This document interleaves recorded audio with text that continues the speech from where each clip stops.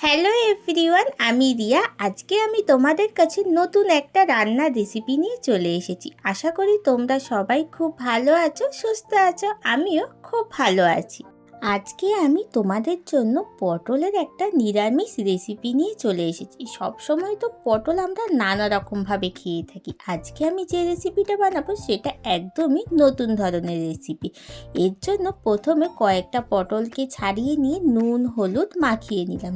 এরপর কড়ার মধ্যে অল্প একটু মৌরি আর 2-3টে মতন দারচিনি দিয়ে ভালো করে মৌরি আর দারচিনিটাকে ভেজে নিলাম।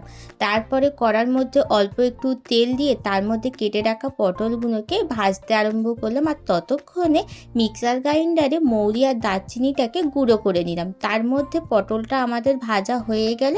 এরপর কড়ার মধ্যে যেটুখানি তেল ছিল তার মধ্যে কেটে রাখা কয়েকটা আলু দিয়ে দিলাম। আলুগুলো ভাজা হয়ে যাওয়ার পর কড়ার মধ্যে অল্প একটু সর্ষের তেল দিয়ে দিলাম। তার মধ্যে দিয়ে দিলাম দারচিনি আর 2টো এলাচ। আর যে মৌরি আর দারচিনিটাকে ভেজে রেখে দিয়েছিলাম সেটা আমি 1 চামচ মতো দিয়ে দিলাম। আর তার মধ্যে দিয়ে দিলাম আদা আর লঙ্কা বাটা, আর পরিমাণ মতন হলুদ গুঁড়ো আর লঙ্কা গুঁড়ো দিয়ে দিলাম।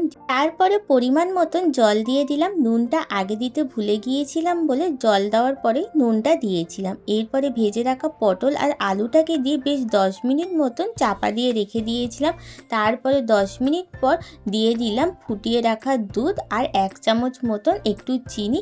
তরকারিটা ফুটে আসলে ঘি আর মৌরি গুঁড়ো একটা চামচের মধ্যে মিক্স করে রেখে দিয়েছিলাম, সেটাকে দিয়ে দিলাম। তো আজকের রেসিপিটা এই পর্যন্ত। টাটা।